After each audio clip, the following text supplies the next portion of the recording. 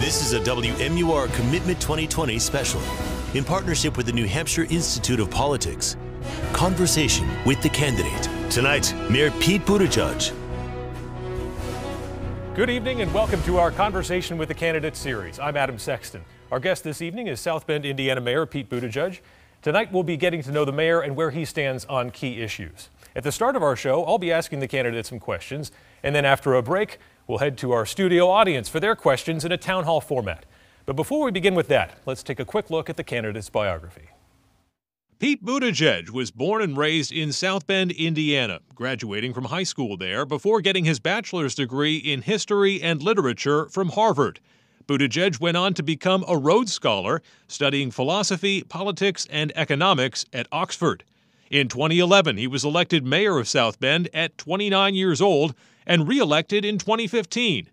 Buttigieg served as a lieutenant in the U.S. Navy Reserve and in 2014 took an unpaid 7-month leave during his mayoral term for a deployment to Afghanistan, where he earned the Joint Service Commendation Medal for counterterrorism work. In 2017, he ran for the Democratic National Committee chairmanship, and he's currently the chair of the Automation and the Impacts on America's Cities Task Force at the United States Conference of Mayors. Buttigieg is married and lives with his husband in the same South Bend neighborhood where he grew up. Mayor Buttigieg, thank you so much for joining us on this evening on Conversation with the Candidate. Thank you for having me on. So you're the mayor of a Midwestern city, about 100,000 people. That's right. Executive experience, but how do you go from that to the leader of the free world? Well, I would argue that being a mayor of a city of any size gives you some of the most relevant experience. I get that it's an unconventional background, but I'm also not certain that being in Congress is any better of a preparation right now. Matter of fact, I would argue we'd be well served if Congress started looking a little more like the best-run cities and towns in the U.S. instead of the other way around. I've got more years of government experience under my belt than the president, and if you think that's a low bar, I've got more executive experience than the vice president and more military experience than anybody to walk into that office since George H.W. Bush. And when you're a mayor, you get the call on anything. It could be an economic development deal, it could be a parks and recreation controversy, or it could be a racially explosive officer-involved shooting that you've got to get on television and resolve the way people feel about it in a matter of minutes. At the end of the day, I think this executive job is about three things: implementing good policy, capably running an administration, and the most important, calling people to their highest values and bringing them together. And I think that a mayor has that experience in spades. Already in this Democratic primary field, we're seeing a migration to the left on policy. Where do you stand on that ideological spectrum within the Democratic Party? Well, I view myself as a progressive, but I also think that the spectrum is becoming less and less useful. I know analysts want to kind of line you up on an ideological plane, but I actually don't think that's how most of us think about policy. I think most of us think about, will this policy make us better off or worse off? And part of why I'm doing this is to change the vocabulary that our party uses, both to bring it to a higher level and talk about our values and our philosophies and our beliefs before we get into the nitty-gritty of policies, but also bring it to the ground level, as mayors do, and talk about how anything we care about, from climate issues to healthcare, cashes out at the everyday level, because that's why politics really matters. It stands to make our everyday lives better or worse. You meet the constitutional threshold for the presidency by about 2 years and change.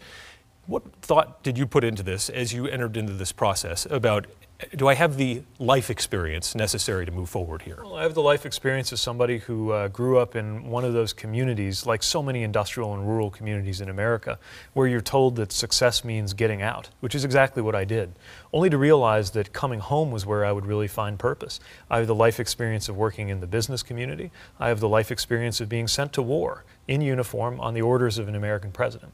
And I'm in my 8th year of executive government leadership, not just in any city, but a city that was considered one of America's 10 dying cities, according to press reports, the year that I ran for mayor, and is now growing again, seeing investment both in our neighborhoods and in our downtown, and has a trajectory that I think is a powerful response to the vision that's being peddled out of the White House right now that would suggest that the only way to reach my part of the country is through nostalgia or through resentment. I don't believe you can ever have an honest politics that revolves around the word again. And I believe my experience and my community's experience gives me a way to talk about this that's just different from what the others can bring. You talk a lot about intergenerational justice. What does that mean? Well, I belong to a generation that has a lot at stake. The longer you're planning to be here, the more personal some of these issues are. And I think a lot about what the world will look like in the year 2054 when I get to the current age of the current president. You know, mine is the generation that experienced school shootings as the norm. I was in high school when Columbine happened. We're the generation that provided the bulk of the troops in the conflicts after 9/11. The generation that will be on the business end of climate change for the rest of our lives. And economically, we're the generation that could be the first ever to be worse off than our parents if nothing is done. So I think it's time for our generation to put forward more voices and to talk about how we can build a generational alliance among voters that is concerned with the future in the name of those, especially those still younger than I am, for whom these questions are not theoretical. They can't be written off as somebody else's problem. They are personal and they are urgent. You hammered home the point about being from the Midwest, but how do Democrats win back the heartland of this country where they used to do so well? You know, it really cost my party badly, especially in 2016 when we appeared to be out of touch with the heartland. And, you know, there's no reason it has to be so. There's actually a very rich progressive tradition in the American Midwest, a tradition of leaders who stood up to power on behalf of people going through ordinary everyday life in cities and factory workers and in rural areas too. But first of all, we've got to adjust the tone that my party sometimes uses to talk to people in the middle of the country. We can't appear to be condescending. And we also have to offer an alternative to what the president's putting forward, not just for Midwestern communities, but any community that is wrestling with its young people leaving, any community that is being told that it might not have a future. We've got to recognize that there's no going back on the changes that are coming to our country and to our world. There's no honesty in saying that we can deal with these things by just turning back the clock. But we also have to have better answers on how, for example, we can make sure that technology and automation and globalization can be made to work for us rather than the other way around, so that communities like mine, and there are such communities in New Hampshire and across the country, aren't going to be left behind. Mayor Pete, thank you so much. Don't go anywhere, because we're going to head over to Studio B. After the break, we'll bring in our studio audience into this conversation. Stay with us.